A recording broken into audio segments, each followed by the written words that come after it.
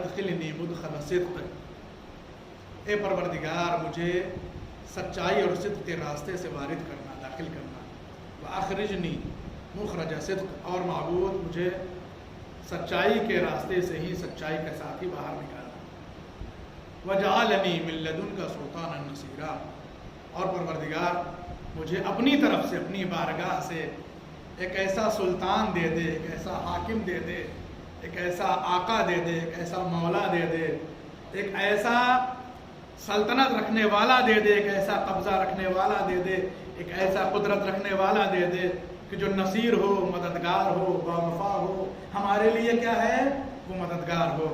رسول اللہ کی دعا 13 رجب کو پوری ہوئی، اس طریقے سے پوری ہوئی کہ جس موقع پر دنیا کی کوئی خاتون اپنے گھر سے باہر قدم نکالنے کی ہمت نہیں کرتی ہے، اس عظیم اور اس انتہائی نازک موقع کے اوپر جناب فاطمہ بنت اسد نے اپنے بیت الشرف سے گھر باہر نکالا ہے، قدم باہر نکالا ہے، جا رہی ہیں کہاں، اللہ کے گھر جا رہی ہیں۔ اے فاطمہ بنت اسد، کل ایمان کے باپ کا گھر چھوڑ کر کے آپ کس کے گھر جانا چاہ رہی ہیں؟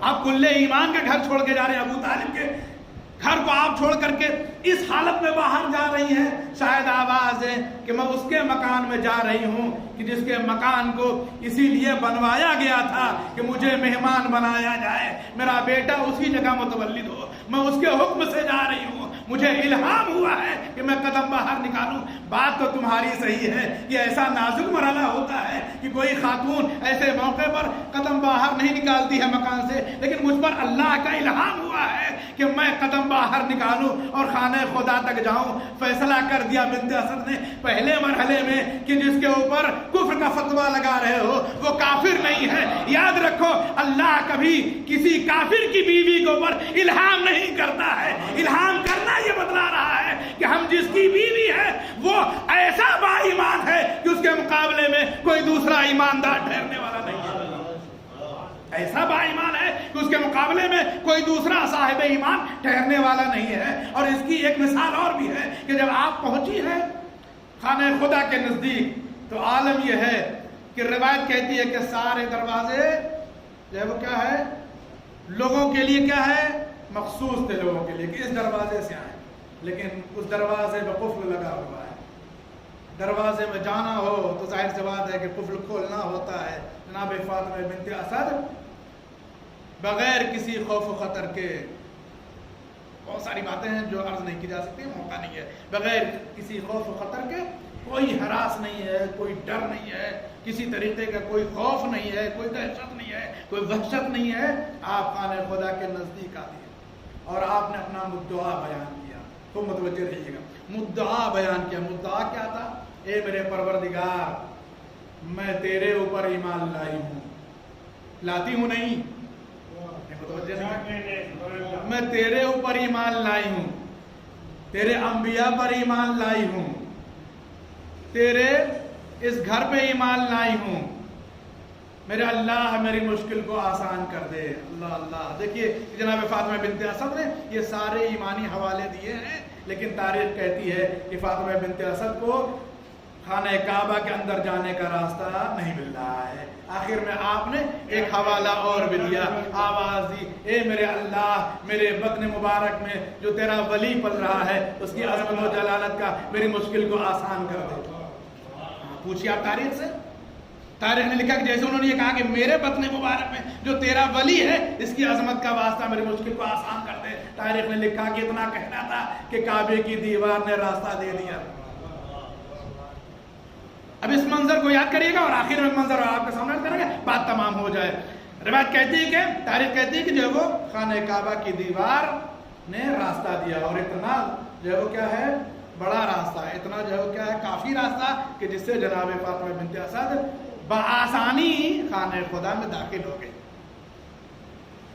متوجہ نہیں آپ، خانہ خدا بہت بڑا نہیں ہے، پہلے سے ایک دروازہ موجود بھی ہے جس پر قفل لگا ہوا ہے، مقفل ہے جو، لیکن جب نیا در بنا ہے، وہ در جو سب کے لیے تھا وہ عمومی تھا، یہ جو دیوار میں دروازہ بنا ہے یہ خصوصی ہے، اور ایسا خصوصیت والا کہ جناب فاطمہ بنت اسد اندر داخل ہوئی اندر جانے میں بھی کوئی پریشانی نہ ہوئی، یعنی اتنا کشادہ وہ دروازہ تھا کہ آپ بآسانی خانہ خدا میں داخل ہو گئے۔ اب آپ دیکھیے کہ جب آپ داخل ہوئی وہاں پر تو اب جیسے وہاں چلے گی پھر کیا ہوا؟ وہ دیوار جنہوں نے دریائے نیل میں بندے ہوئے رستوں کو نہ دیکھا ہو، کسی نبی خدا کے لیے جنہوں نے دریائے نیل میں بندے ہوئے رستوں کو نہ دیکھا ہو، پانی پھر بھی پانی ہوتا ہے، یہ دیوار ہے، یہ پتھر ہے، اس نے راستہ دے کر یہ بتا دیا کہ جو آ رہا ہے وہ کائنات کا مالک و مختار ہے۔ میں متوجہ رہیے گا، وہ کائنات کا مالک و مختار ہے۔ دیوار میں در بننا یہ تمہارے لیے بڑی بات ہوگی، لیکن جو آ رہا ہے اس کی عظمت کے پیش نظر دیوار میں در بننا کوئی بڑی بات نہیں ہے۔ اگر فاطمہ بنت اسد یہاں نہ آتی، فاطمہ بنت اسد ابو طالب کے گھر میں ہی رہتی تو خانہ خدا چل کے وہاں آتا، اس لیے کہ اللہ نے پہلے دن یہ طے کر دیا تھا کہ علی کی ولادت کا مکان ابو طالب کا گھر نہیں ہوگا، خدا کا گھر ہونا ہے۔ صلوات بر محمد اور آل محمد۔ دنیا والوں کی نظر میں بڑا کام ہو گیا ہوگا، لیکن جو آیا ہے اس کی عظمت کو جلالت یہ ہے کہ خانہ خدا میں در بننا کوئی بہت بڑی بات نہیں ہے۔ لیکن ایک اور مسئلہ جو آپ کے سامنے عرض کرنا چاہتے ہیں وہ یہ کہ جب آپ آئیں خانہ خدا میں پھر دوبارہ کیا وہ دیوار بند ہو گئی ہے، تو دریائے نیل والا منظر کیا ہے؟ اس سے بہتر منظر یہ ہے کہ وہاں پانی ہٹا تھا، یہاں دیوار ہٹ کر کے پھر سے جڑ گئی، لیکن وہ نشان باقی رہ گیا، وہ نشان باقی رہ گیا، اور آج تک وہ نشان باقی ہے۔ یہ متوجہ نہیں آج تک وہ نشان باقی ہے۔ لاکھ کوشش کی گئی کہ وہ نشان مٹا دیا جائے، مگر باہر قدرت خدا جسے وہ باقی رکھنا چاہتا ہے وہ باقی رہ جاتا ہے، یا یوں کہہ دوں کہ جس چیز کو وہ باقی رکھنا چاہتا ہے وہ باقی رہ جاتی ہے، لیکن ہر چیز کو وہ باقی بھی نہیں رکھنا چاہتا ہے، باقی اسی چیز کو رکھنا چاہتا ہے جو علی سے منسوب ہو گئی ہے۔ اس پورے معاملے میں جو مسئلہ ہے وہ یہی ہے کہ اللہ نے جس کو باقی رکھا ہے وہ اسی بنا پر رکھا کہ علی سے منسوب ہے۔ یہ معجزہ ہے، یہ عجائب میں سے ہے، یہ دیوار کا جو نشان ہے آج تک باقی ہے اور یہ باقی رہے گا۔ سوچئے اگر کسی کی نسبت، بس توجہ سنیے گا اس بات کو، اور جتنا چاہیے مسرور ہو لیجیے اور جیسے چاہیے دار دیجیے۔ آپ لوگ اس بات کو خوب محسوس کر سکتے ہیں کہ اللہ اگر کسی چیز کی نسبت کو امیر المومنین سے پا لے تو اسے باقی کر دیتا ہے، اور باقی رہ گیا وہ نشان بھی چونکہ نسبت ہے امیر المومنین سے۔ تو سوچئے اگر کوئی چیز علی سے منسوب ہو جائے تو وہ باقی رہ جاتی ہے۔ اگر کوئی بیٹا علی کا ہو، اگر کوئی علی کا خون ہو، اگر کوئی علی کا لال ہو اور آخری لال ہو تو خدا اس نشانی کو بھی دشمنوں کے شر سے محفوظ رکھ سکتی ہے، بچا سکتی ہے۔ اور دنیا والوں کی نگاہ کے سامنے یہ منظر بھی ہے کہ اللہ نے اس سلسلے کے آخری کڑی کو بھی چونکہ نسبت علی سے ہے، چونکہ اس امام کی نسبت کیا ہے؟ امیر المومنین سے، اس لیے انہیں بھی محفوظ رکھا ہے، انہیں بھی بچا رکھا ہے، اور اللہ نے ایسا بچایا کہ انہیں بقیت اللہ کہہ دیا ہے۔ یہ اللہ کے باقی کیے ہوئے ہیں، اللہ کے بچائے ہوئے ہیں، اللہ نے انہیں بچا لیا۔ ابھی اسی مقام پر ایک منظر اور نقل کر دیں، بات تمام ہو جائے۔ روایت کہتی ہے کہ جب بھی آپ دیکھیں کہ اہل بیت میں سے کسی کی بھی ولادت باسعادت ہوئی ہے، معصومین میں سے کسی کی بھی ولادت باسعادت ہوئی ہے، کوئی نہ کوئی عجیب چیز ضرور رونما ہوئی ہے۔ کسی کی بھی ولادت ہوئی ہے، یا آج جو ایک چلن ہے کہ ظہور ہوا ہے، تو اسی کو اگر مان لیا جائے تو کوئی نہ کوئی عجیب چیز ضرور ہوئی ہے، یعنی معجزہ کوئی نہ کوئی ضرور ہوا ہے جس کا دنیا میں کوئی جواب نہیں ہے۔ مولا امیر المومنین آئے، یا اس سے پہلے رسول اللہ کی جو ولادت ہوئی، آپ نے دیکھا کہ کیا ہوا تھا۔ اتنی دور قیصر و کسریٰ کے جو ہے وہ کیا ہے، سارے محل ان کے جو ہے وہ گنبد گر گئے رسول اللہ کی ولادت کے موقع پر۔ وہ جو وہاں چراغ جل رہے تھے اس محل میں قیصر و کسریٰ کے، وہ سب کیا ہے، چراغ بجھ گئے، ان کے محل کے جو ہے وہ کیا ہے، گنبد گر گئے، اس لیے کہ امیر المومنین کے جو ہے وہ کیا ہے، نبی آ رہے ہیں، رسول اللہ کی جب ولادت ہوئی ہے۔ اور جب امیر المومنین آئے تب خانہ خدا نے کیا ہے، ایک عجائب کا جو ہے وہ منظر، وہاں ایک عجیب چیز یہاں نظر آ رہی ہے کہ یہاں بھی کیا ہوا کہ مولا امیر المومنین جب آئے تو خانہ خدا نے راستہ دیا ہے، اب اس سلسلے کا جو آخری ہے، بس بات تمام ہو رہی ہے، آخری جملہ ہے، اس سلسلے کا جو آخری ہے وہ بھی جب آئے گا تو ان کا آنے کا انداز الگ ہے۔ ہم جتنا اپنی قسمت پر ناز کریں کم ہے کہ اللہ نے ہم کو پہلا بھی اپنے گھر سے دیا تھا، آخری بھی اپنے گھر سے دینے والا ہے، وہیں سے وہ بھی ظہور کریں گے اور آئیں گے۔ تو عالم یہ ہے کہ اس موقع پر یہ تسبیح بھی سن لیجئے کہ یہی مقام ہے، یہی خانہ خدا ہے۔ ایک اور معظمہ بھی ہیں جن کو قرآن نے بڑی اہمیت دی ہے، جن کو قرآن نے طاہرہ کہا ہے، جناب مریم کو، جن کو قرآن نے طاہرہ کا، قرآن طاہرہ کا، خدا طاہرہ کہہ رہا ہے جناب مریم کو۔ طاہرہ یعنی پاک و پاکیزہ، جن کے لیے نجاست کا تصور نہیں ہے۔ جناب مریم خانہ خدا کے نزدیک ہیں۔ وقت ولادت نزدیک آیا، کس کا؟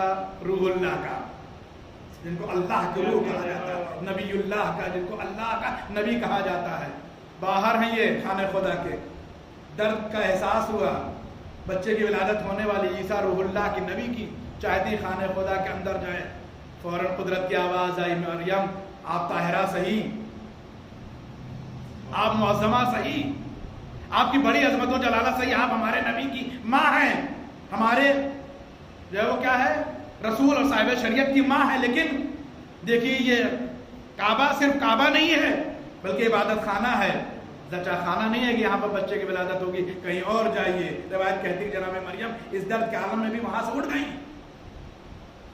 پوچھئے تاریخ سے، تاریخ کہتی کہ اس درد کے عالم میں جناب مریم وہاں سے اٹھ گئی اور جناب عیسیٰ کی ولادت کہیں اور ہوئی۔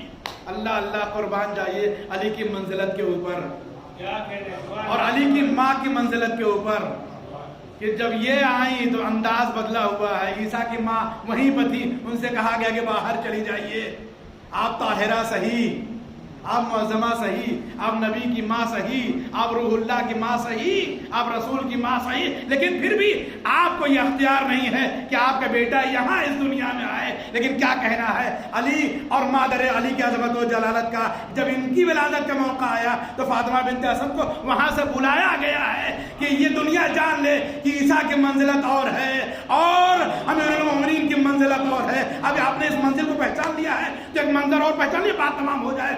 جہاں عیسیٰ کا تقابل اس طریقے سے سمجھ میں آ رہا ہے کہ جب عیسیٰ کا وقت ولادت آیا تو خدا نے ان کی ماں کو باہر کر دیا ہے۔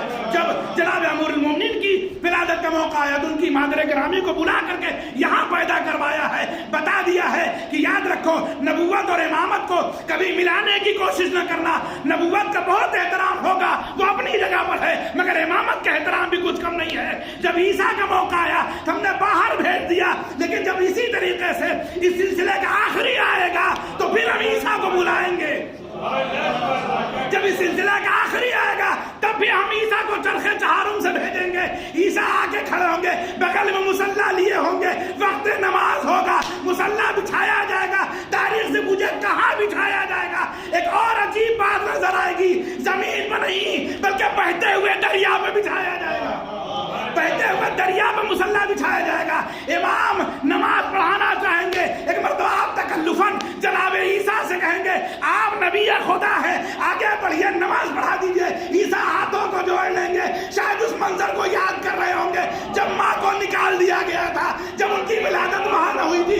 شاید عیسیٰ اسی منظر کو یاد کر کے آواز دے آپ ابن علی ہیں، ہم ابن مریم ہیں، ہم کو اللہ نے یہ مرتبہ ضرور دیا ہے کہ صاحب شریعت ہیں، یہ مرتبہ ضرور دیا ہے کہ صاحب اعجاز ہیں، یہ مرتبہ ضرور دیا ہے کہ ہم نبی ہیں، روح اللہ ہیں، سب کچھ ہے ہمارے ہاتھوں میں، اللہ نے شفا دی ہے۔ لیکن آپ کو اللہ نے اسی دن کے لیے رکھا تھا، اللہ نے آپ کا انتخاب اسی وقت کے لیے کیا تھا۔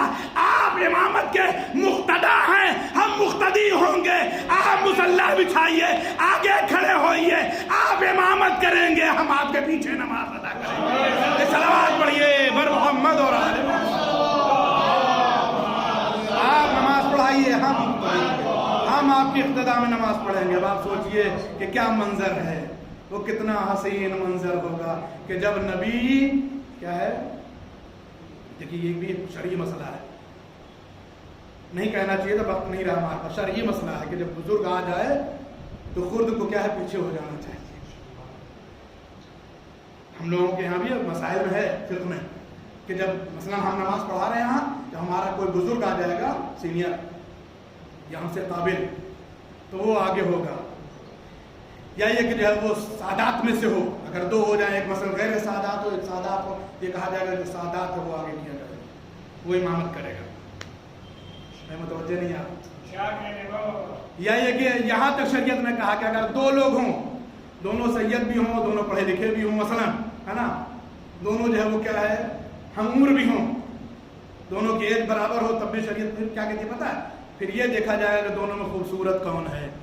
متوجہ نہیں ہے آپ؟ شریعت کہتی ہے جو خوبصورت ہوگا وہ آگے جائے گا، وہ نماز پڑھائے گا، جو تھوڑا کم صورت والا ہوگا اس کے پیچھے نماز پڑھے گا. اب نہ جانے عیسیٰ کس معیار کے اوپر ہمارے امام کو آگے کریں گے اور خود پیچھے رہیں گے. عیسیٰ سے پوچھا جائے گا آپ کس بنیاد پر اپنے آپ کو پیچھے کر رہے ہیں اور فرزند زہرا کو آگے کر رہے ہیں. کہا صاحب متوجہ رہتے ہیں. عیسیٰ آواز دیں گے تم نے صحیح طریقے سے شاید ہماری تاریخ کو نہیں پڑھا ہے، ہماری ماں سیدہ ہے لیکن صرف اپنے زمانے کی، ان کی ماں سیدہ ہے مگر پوری دنیا کی، اللہ نے مجھے بغیر باپ کے پیدا کیا ہے اور ان کا باپ کل ایمان ہے. ارے کیسا متوجہ ہوتے ہیں. اللہ نے مجھے بغیر باپ کے ضرور پیدا کیا ہے مگر ان کو اللہ نے اپنے مخصوص نور سے پیدا کیا ہے، اس لیے ہم پیچھے نماز پڑھیں گے، نماز پڑھانے کا حق ان کا ہے، ہمارا نہیں ہے. صلوات پڑھیے بر محمد.